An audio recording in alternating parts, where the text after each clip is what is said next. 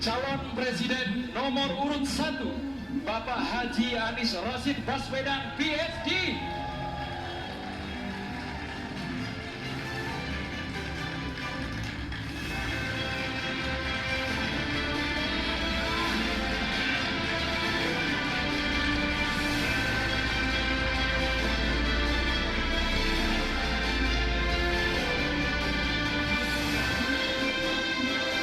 Ya, calon presiden nomor urut 2 Bapak Haji Prabowo Subianto.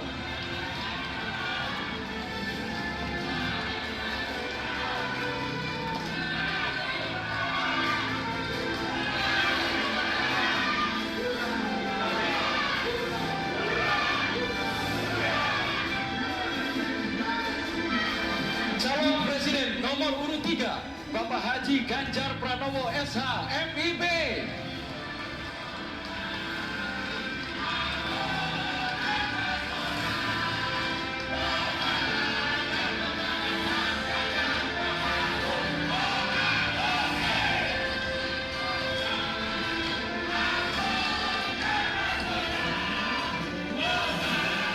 Mohon tenang Bapak Ibu, nanti akan kami berikan kesempatan untuk memberikan apresiasi setinggi-tingginya kepada masing-masing calon presiden. Hadirin sekalian, pada debat kelima ini, tema yang diangkat adalah pendidikan, kesehatan, ketenaga kerjaan, kebudayaan, teknologi informasi, kesejahteraan sosial, dan inklusi aki. Ya, benar sekali Andro. Tentunya ini merupakan tema yang sangat bersentuhan langsung dengan masyarakat. Dan kita akan melihat dari dua sisi para kandidat dan calon pemilih yang akan menilai debat malam hari. Pastinya Angki ini akan menjadi catatan demokrasi perjalanan bangsa Indonesia.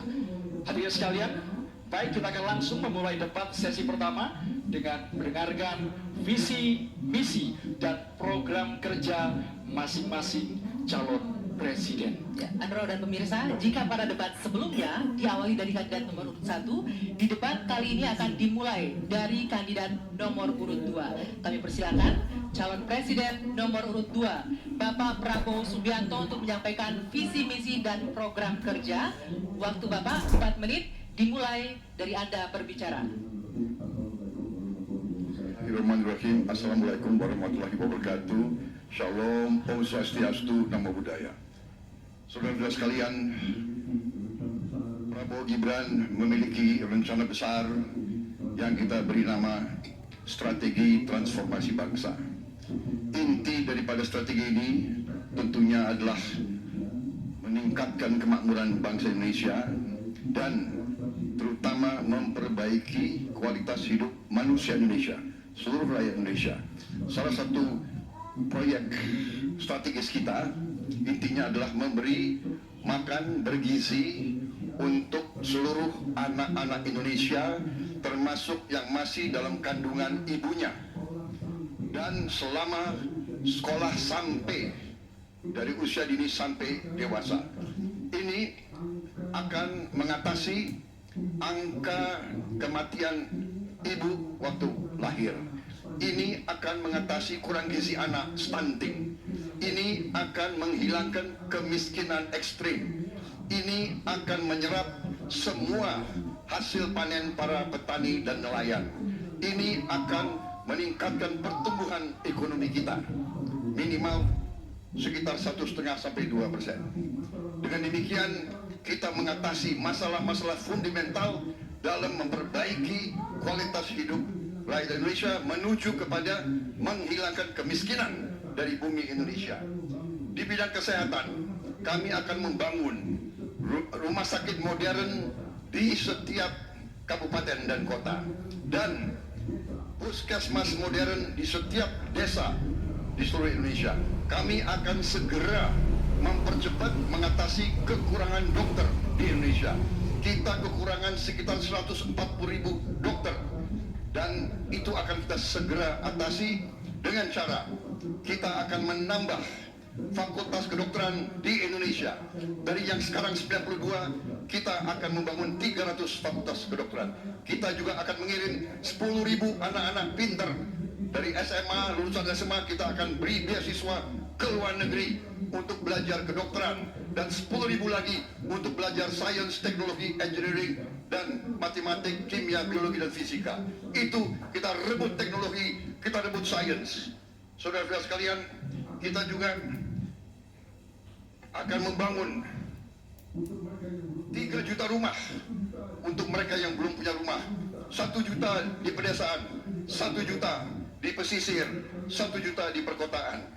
Saudara-saudara sekalian, kita yakin bahwa pendidikan strategis. Kita harus memperbaiki gaji guru, termasuk gaji honorer, meningkatkan kompetensi guru. Kita harus memberi pelatihan-pelatihan, penataran-penataran, dan juga seluruh penyelenggara negara, ASN, TNI, Polri, penyuluh-penyuluh pertanian di mana-mana harus kita perbaiki gajinya sehingga kualitas hidup mereka akan baik, sehingga mereka bisa memberi pelayanan kepada rakyat dengan sebaik-baiknya. Saudara-saudara sekalian, itu beberapa program unggulan kami dalam rangka strategi transformasi bangsa. Kita tidak hanya sekedar mau pembangunan, kita mau transformasi bangsa kita di atas landasan ekonomi yang sudah dibangun oleh Presiden Joko Widodo dan presiden-presiden sebelumnya. Saudara-saudara sekalian, demikian pemikiran kami. Kami yakin kami akan melaksanakan itu, dan kami akan mencapai Indonesia Emas 2045. Terima kasih. Wassalamualaikum warahmatullahi wabarakatuh. Terima kasih Pak Prabowo.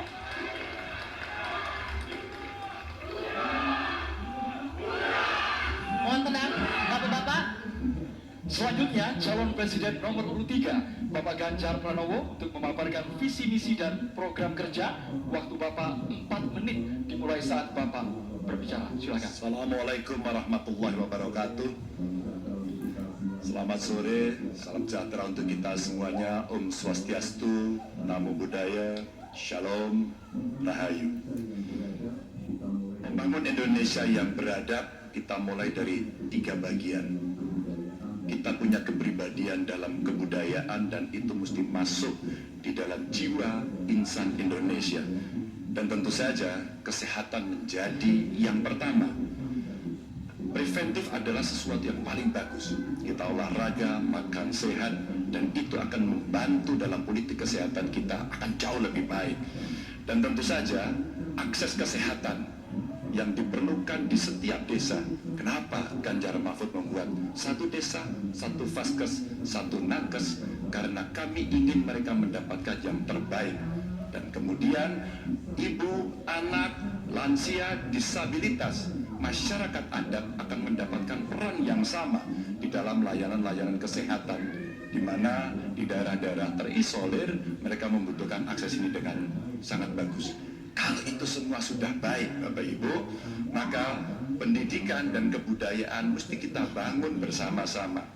Akses pendidikan yang baik, lebih inklusi, kemudian kurikulum yang mantap, dan tentu saja fasilitas yang diberikan harus bisa memberikan akses terbaik untuk anak-anak didik kita, termasuk nasib guru dan dosen.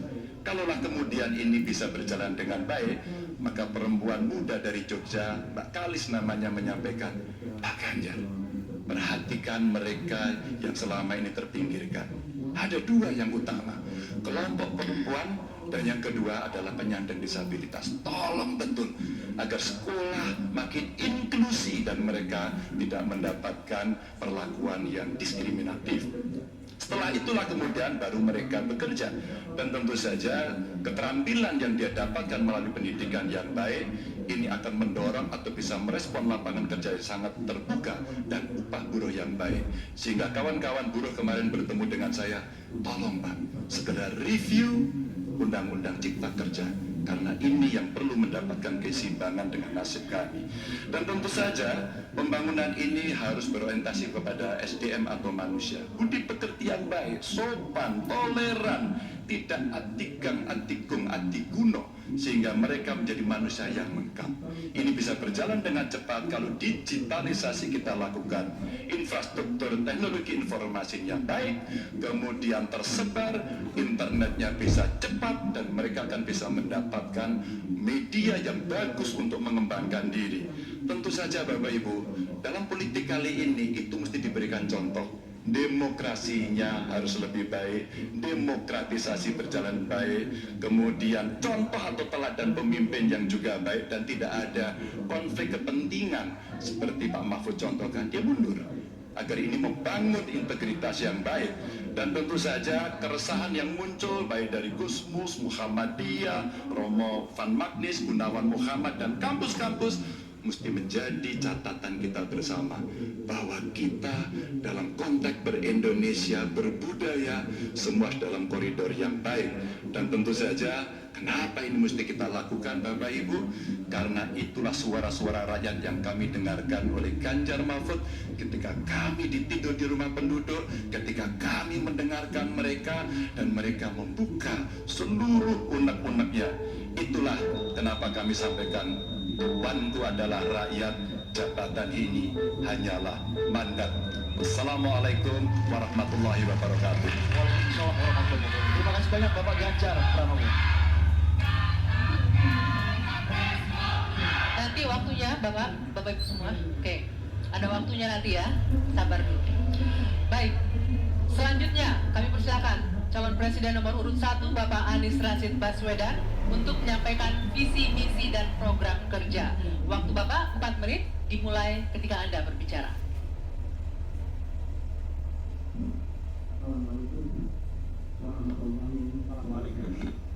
Warahmatullahi wabarakatuh. Selamat malam, salam sejahtera untuk kita semua. Ibu, Bapak, saudara-saudara sebangsa setanah air yang sangat saya cintai. Persoalan terbesar bangsa kita hari ini, republik kita hari ini adalah ketimpangan, ketidaksetaraan, ketidakadilan. Ketimpangan antara Jakarta dan luar Jakarta, Jawa, luar Jawa, kaya, miskin, desa, kota, pendidikan umum, pendidikan agama, pendidikan kejuruan, dan pendidikan teknis. Ini semua adalah ketimpangan yang hari ini menjadi fenomena membahayakan bagi republik ini. Bahkan di bidang perekonomian, segelintir orang menguasai sebagian besar perekonomian kita. Ketika republik ini didirikan, para pendirinya 60-an orang anggota BPUPKI, mereka adalah orang-orang terdidik, mereka adalah kaum yang privilege, tapi mereka mendirikan republik untuk semua, bukan mendirikan republik untuk kepentingan dirinya, golongannya, ataupun keluarganya. Mereka mendirikan ini untuk semuanya. Kekuasaan yang dibangun untuk memberikan kesempatan kepada semua. Sekarang kita jauh dari cita-cita republik ini. Ketika para pendiri itu kaum intelektual, mereka memilih berjuang di jalur politik. Saya berangkat sebagai pengajar, mendapat panggilan tugas di wilayah politik. Kami akan membawa gagasan pendiri republik untuk kembali mewarnai republik ini, untuk bisa mengarahkan republik ke depan agar kembali pada format awal. Apa masalah hari ini? 45 juta orang belum bekerja dengan layak. Bicara jaminan sosial, lebih dari 70 juta orang tidak punya jaminan sosial. Bicara pendidikan, jauh dari kota, terpencil, masa depan jadi suram. Kemampuan tinggi, kesempatan tidak ada. Sangat frustrasi melihatnya. Kesehatan mental, kekerasan seksual, lebih 15 juta orang jadi korban. Ini problem-problem yang tidak menjadi kepedulian segelintir elit. Ini adalah kepedulian rakyat kebanyakan. Karena itu dalam perjalanan kami 1 tahun, kami menemukan jutaan rakyat yang berbondong-bondong menginginkan perubahan. Mereka membuat poster rakyat, membuat posko rakyat, mendoakan dari tempat yang tidak kita lihat. Poster-poster itu cemerlang karena bukan didanai dari uang dari Jakarta, tapi didanai oleh keringatnya yang jernih hasil kerja kerasnya. Ini adalah keinginan perubahan. Apa yang ingin kita capai? 1, kita akan memastikan hidup sehat dan bila sakit ada pertolongan cepat. Tumbuh cerdas dengan biaya terjangkau. Keluarga sejahtera karena upahnya layak. Dan bila membutuhkan diberikan bansos sesuai kebutuhannya, bansos plus. Bukan memberikan bansos untuk kepentingan yang memberi, tapi untuk kepentingan yang diberi. Dan warga negara yang bangga dengan negaranya karena dijaga budayanya dan etikanya dijaga tinggi. Kita menginginkan persatuan karena ditopang dengan rasa keadilan. Persatuan itu tidak mungkin terjadi dalam ketimpangan. Persatuan membutuhkan rasa keadilan. Karena itu misi kami tegas mewujudkan bangsa yang sehat, yang cerdas, yang sejahtera, berbudaya dan bersatu. Kita menyaksikan begitu banyak orang punya prinsip sapa wani rekoso bakal nggayuh mulya. Siapapun yang bersungguh-sungguh dalam usahanya pasti meraih kemuliaan. Tapi bila kesempatannya ada, bila kesempatannya tidak ada, menghasilkan frustrasi. Dan kami ketika menjalankan amanat, maka kami akan memegang prinsip ngadeg sacekna, nila saplasna. Konsistensi ucapan dan perbuatan, menjunjung kejujuran dan kearifan. Ini komitmen kami, fokus pada pembangunan manusia Indonesia, menghadirkan kesetaraan, menghadirkan keadilan. Dengan seperti itu kita ada persatuan. Perubahan saatnya kita kerjakan. Katong bergerak untuk perubahan, untuk seluruh rakyat Indonesia dimanapun berada. Terima kasih. Assalamualaikum warahmatullahi wabarakatuh. Waalaikumsalam warahmatullahi wabarakatuh. Terima kasih Pak Anies. Dan kini silakan kita berikan tepuk tangan dan apresiasi untuk ketiga calon presiden yang sudah menyampaikan